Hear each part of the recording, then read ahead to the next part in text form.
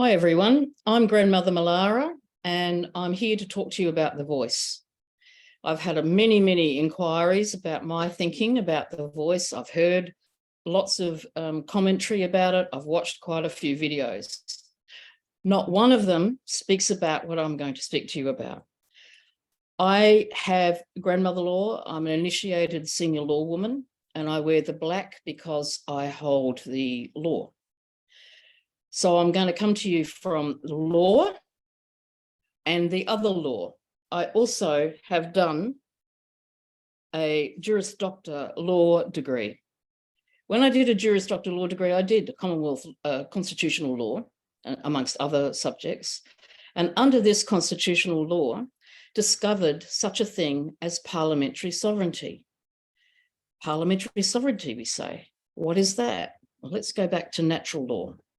In the founding constitution of this country, which is not based on natural law, which us Indigenous people do follow, First Nations people, Aboriginal people of this country, we follow the natural law, LORE, so which comes under spiritual law, LAW. So we have an obligation to fulfill things right way, proper way, right law way under our sacred law.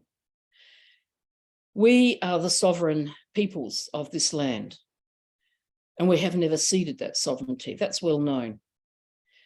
And in the founding constitution that the British brought to this country, it had no mention of parliamentary sovereignty. In fact, it doesn't even mention a prime minister.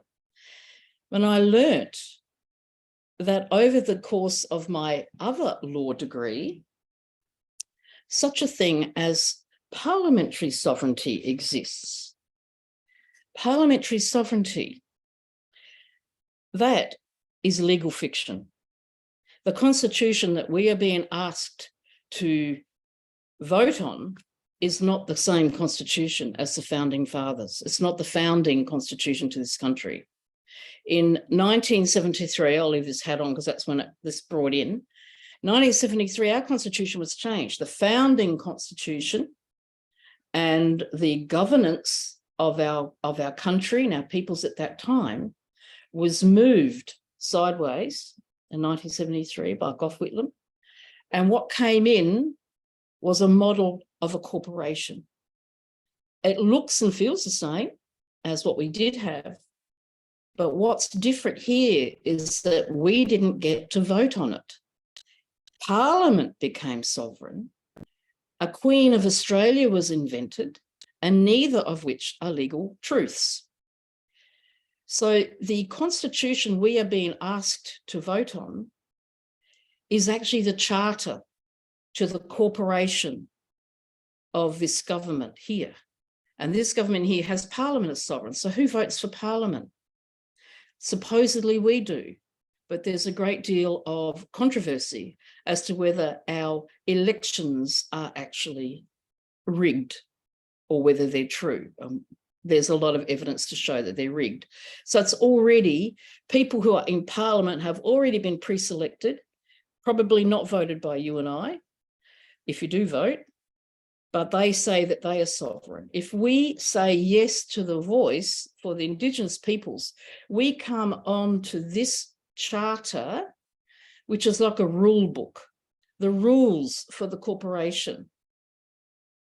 It means that the original people of this country will cede their sovereignty, that Parliament has a greater say over them. See, that's what will happen. So I say to you to wake up, Australia, that in actual fact, all of us have been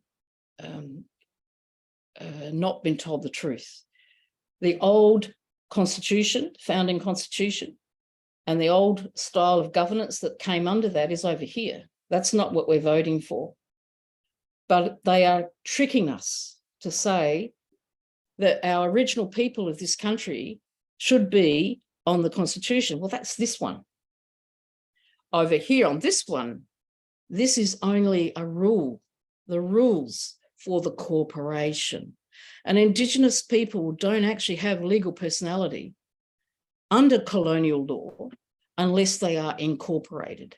And we have a lot of issues around the corporatization of our original peoples who are following the corporate model.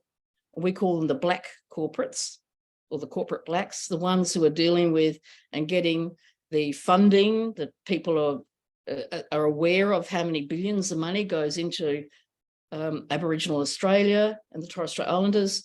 However, it goes into the corporate black model. It does nothing for our own people on their country with the real issues that they face every day. And just like the apology, which we welcomed, nothing has changed. And the voice, I might say to you, is a vote to put the original people's sovereignty under Parliament sovereignty, so that the Parliament law, this law, has rules this law, and that just cannot happen. So I say to you, our old people and my brothers and sisters in law, Aboriginal law, original law of this country, we say walk with us into a new future, a new dreaming, where we might sit at the table and forge an agreement between us about how we might move forward. Because this law is sourced on natural law, and this law is sourced on man-made law. And we cannot have this Parliament that's questionable having any sovereignty over our original law. That is my position. Vote how you wish. But I just say one last thing. We are being played upon. We're being played emotionally to vote according to our, we want what's right for our original people. Well, this isn't going to change anything. Thank you for listening. Wow.